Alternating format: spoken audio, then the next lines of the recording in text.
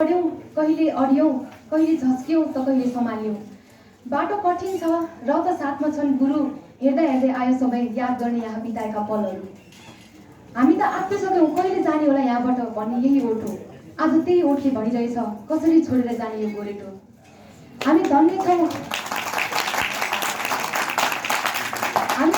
यहाँका प्रत्येक व्यक्तिप्रति जसको साथले बनेका छौं हामी बुद्धिमान स्त्री जहीँ गए तापनि याद रहिरहनेछ बिपी र यहाँका मोज मस्ती Respected guests, guest of honor, all my teachers, all my seniors, juniors and dear friends.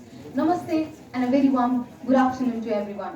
My name is Ruth Nepali and I'm here as a representative of BSc Nursing Batch 2016.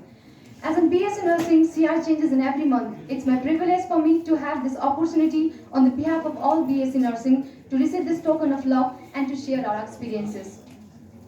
At first, I would like to thank Parikrama students' family for giving us this opportunity. I would like to start with first year diaries. Not too long ago, we were fresh-faced campus newbies, very keen, nervous and lacking navigation skills. At the very first evening in BPKHS, we were all set to meet our seniors, very nervous and worried. Then we had an introduction. We introduced ourselves in a BP language, Subha Sandhya Didiyaru. Then we sang songs and dance, that is Nagin dance. When we now remember those days, it gives an immense pleasure. That was a part of learning for us. Our seniors have helped us a lot in each and every steps of our learning. We would like to thank you, our seniors. Then after some time, we went for CDP at Baniani. CDP diaries includes fun with CPAs and friends, health teaching on different topics like hand washing and brushing technique. Very first health teaching of our life. Reporting social mapping, tallies mistake, bonfire, waking up at 4 a.m. for bathing, long queue in a washroom, delicious aloo fry ko tarkari, antakshari, chatpate, and most important, sounds of elephant that used to come at night time, and many more. These are some glimpses of CDP.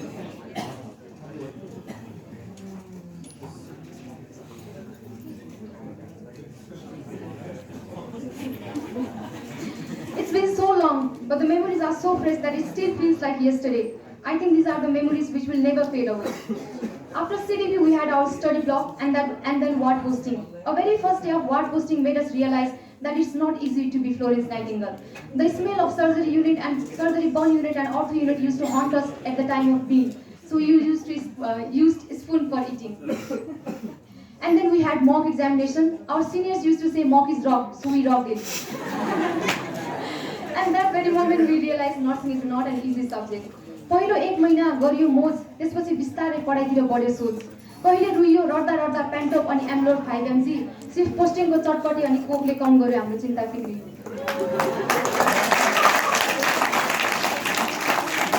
We started learning different procedures like blood transfusion, vital signs, blood collection and IV cannulation. The very first day when we learned IV cannulation, we felt like a real nurse.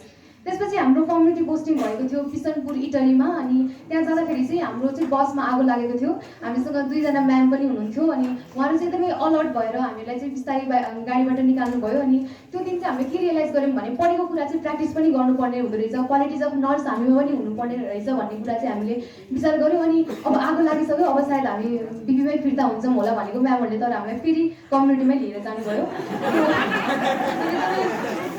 रमणीय छन्थ्यो त्यो चाहिँ र कम्युनिटीमा जाँदा चाहिँ साँच्चै iceberg phenomenon चाहिँ हो रहेछ जस्तो फिल हुन्छ किनकि त्यहाँ हरेक दुईटा घरमध्ये एउटा घरमा चाहिँ हाइपरटेन्सन र डायबिटिजहरू हुने गर्छ र उहाँहरूलाई कुनै आइडिया नै हुँदैन कि त्यसको बारेमा अनि हामीले चाहिँ कम्युनिटीमा गएर उहाँहरूलाई चाहिँ हेल्थ एजुकेसन दिन्छौँ भने रोकथामको बारेमा चाहिँ बताइदिने गरेको छौँ र यो चाहिँ कम्युनिटीको सम ग्लिम्स हो योहरू यो चाहिँ डाटा कलेक्सन गरिरहेको र हात्तीसार क्याम्पस फुड टेक्नोलोजीमा चाहिँ हामी गएका थियौँ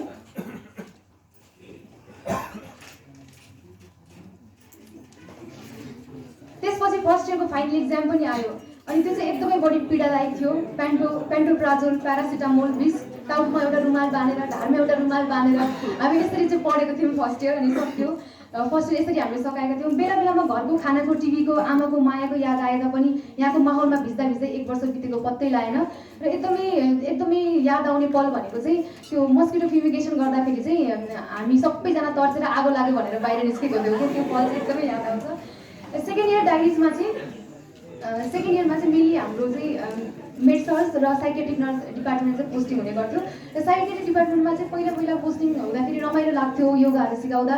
त्यसपछि एउटा पोइन्ट आयो जति बेलामा चाहिँ म हिस्ट्री लिइरहेको थिएँ पेसेन्टसँग, अनि पेसेन्ट चाहिँ ठिकै हुनुहुन्थ्यो त्यति बेलासम्म नर्मली हुनुहुन्थ्यो। अनि मैले पेसेन्टलाई योभन्दा अगाडि हजुरले पहिला कुन हस्पिटलमा चेक गराउनु भएको छ भन्दाखेरि पेसेन्टले मलाई एकदमै जोडले चेस्टमा हान्नुभयो अनि म त्यही ढलेको थिएँ। अनि उहाँले मलाई त्यसपछि उठाउनु भयो, आफैले सरी भन्नुभयो र सेकेन्ड डे त्यही सेम पेसेन्टले चाहिँ अर्को साथीलाई चाहिँ झापड पनि हान्नुभएको थियो। त्यति बेला रियलाइज भयो कि साइकेट्रिक पेसेन्ट चाहिँ जति नर्मल भए पनि आफू चाहिँ अलिकति अलर्ट हुनुपर्छ भनेर। अनि अब साइकेट्रिक पढ्दाखेरि चाहिँ क्लासमा ओसिपिडीहरू ओसिडी पढाउनुहुन्थ्यो, एन्जाइटी पढाउनुहुन्थ्यो, अनि यस्तो लाग्थ्यो यो त मलाई नै भएको छ यो सिम्टम्सहरू जस्तो लाग्थ्यो। अनि म्यामलाई उठेर सोध्ने पनि गर्थ्यौँ कहिलेकाहीँ।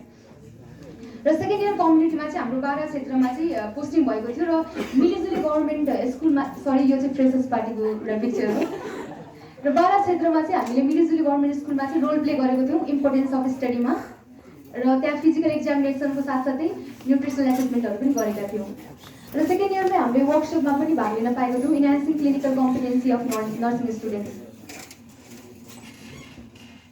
यसरी सिक्दै लड्दै फेरि उठ्दै दोस्रो वर्ष पनि सकियो। कहिले साथीसँग रिसायौँ, कहिले फकायौँ, कहिलेको साथीको काखमा रोयौँ, घन्टौँ नसकिने गफ पनि गऱ्यौँ, चटपटे पार्टी अमिलो पार्टी कति हुन् कति। ती यादहरू मेटाउन खोज्दा पनि नमेटिनेछन्।